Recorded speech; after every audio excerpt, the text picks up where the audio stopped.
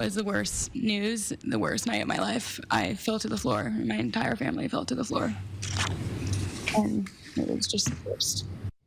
Day 7 of the house party murder trial picks up with testimony from those who were once close to the accused killer, Raul Valle, including his high school girlfriend. Matt McFarland is your reporter covering the case. He was in the courtroom again today.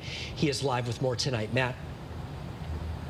Hi there, Mark and Stephanie. Well, jurors hearing from 2 more people who were with Raul Valle the night Jimmy McGrath died. Another one of his high school football teammates and that former high school girlfriend. She was with them in the car telling jurors she was pleading with the teens not to return to that party.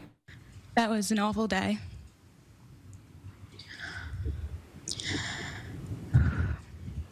One of my good friend's younger brothers died that day. Mackenzie Traficante telling jurors she had been dating Raul Valle for about 3 months today, marking the first time she saw her former boyfriend since May 14th, 2022. The night 4 teens were stabbed outside a Shelton house party. Valle, who was 16 at the time, is accused of killing 17-year-old Jimmy McGrath and injuring 3 others. Messages from my friends, they indicated that there was a rumor going around that he had been in a fight and that he had stabbed someone. Prosecutors introducing a series of text messages Traficante sent Valle that night asking about what happened. Valle denied being at the fight, telling her not to respond to texts and that he was going to Florida. She says that's when she called him. What's happening? What's going on? What was his response? He said, I wasn't there. I didn't do anything. What are you talking about? So he kept denying that he was there, kept denying that he did anything? Yes. Adding she went to bed that night not knowing the severity of what happened outside that party on Laurel Glen Drive. I was woken up in the middle of the night. The police wanted to come question me.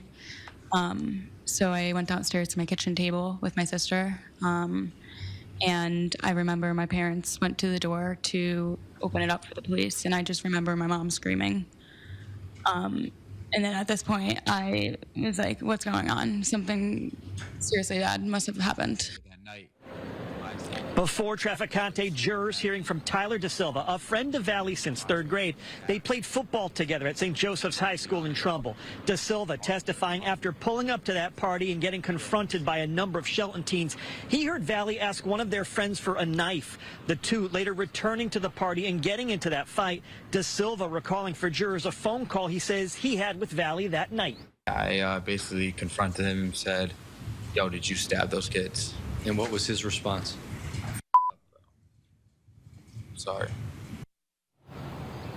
Now, the final witness late this afternoon, Taylor Capella, a friend of Jimmy McGrath's. She was at that party that night. She said she was standing on the lawn near him, and she's describing for jurors that she says McGrath was just on the front lawn, not fighting anyone, and she said he was actually backing up when Raul Valle turned towards him. The defendant was near Jimmy, and he was lunging towards him. And I just saw him go up to Jimmy.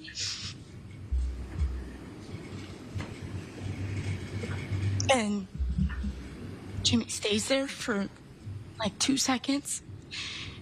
And I looked over and saw Tommy with, there was a flashlight pointing down on Tommy's leg. And he had blood all over his leg. And I looked back at Jimmy, and at that point his shorts were just all bloody. And she will be back on the stand on Monday when testimony resumes for cross-examination, but a pretty emotional ending to today in court. Your reporter live outside Milford Superior Court, Matt McFarland, Channel 3 Eyewitness News. Also right now at 5.